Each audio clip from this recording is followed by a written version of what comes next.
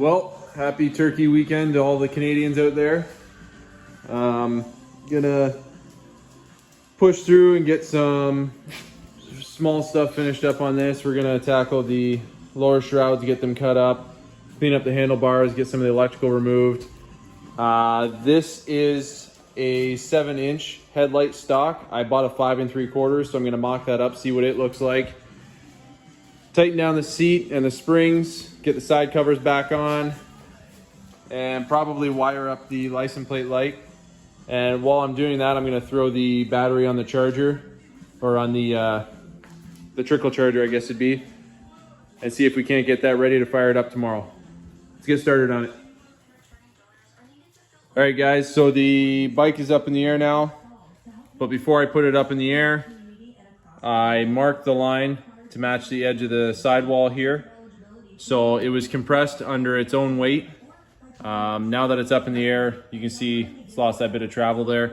So I'm gonna measure this side and match it to the other side, and that's what I'm gonna trim off the bottom. That should give me enough room on compression between here and the bottom of the shroud. So we're gonna get these off now and get them cut. All right, we got the shrouds cut up, and this is back on the ground under stock compression. And you can see they're nice and level with the sidewall line here. I ended up cutting out, it was 7/8 of an inch from the bottom of the shroud to where I cut. So if you're following the build or following the plans I'm doing, I'll save you the time of having to measure anything, or if you're already lowering the forks, cut the shroud when you do it, when you have the fork tubes out the first time. So 7/8 of an inch from the bottom, and that's plenty of space in between with the compression of the tubes that we're running. So next we're going to mock up the other headlight I have, and then we'll move on to eliminating some of the cluster up here on the handlebars. While I was digging though, I put this up on my Instagram story. I found a bag that I used to have. I guess it's a helper bag from a 5,000 pound series. It's a Firestone bag.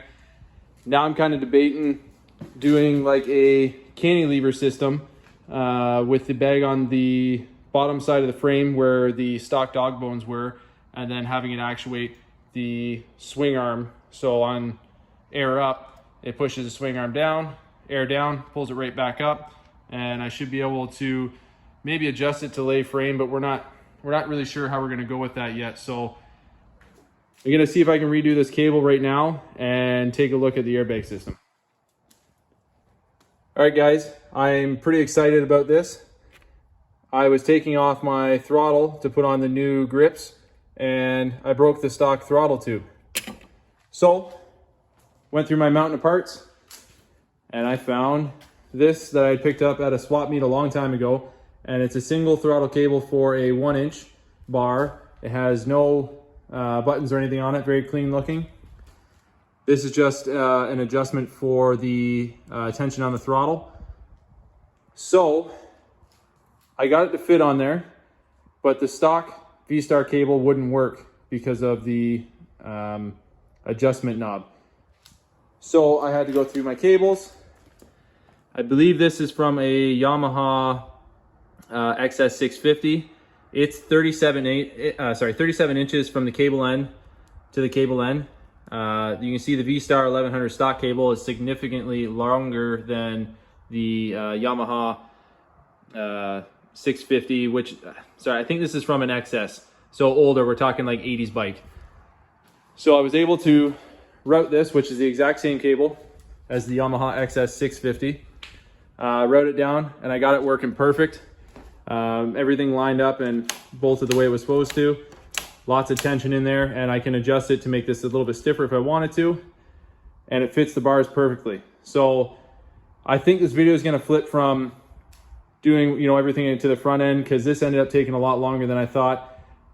Big shout out to Vans. They sent me these grips. Love them. They actually sent me 2 pairs, the leather brown and then a black pair.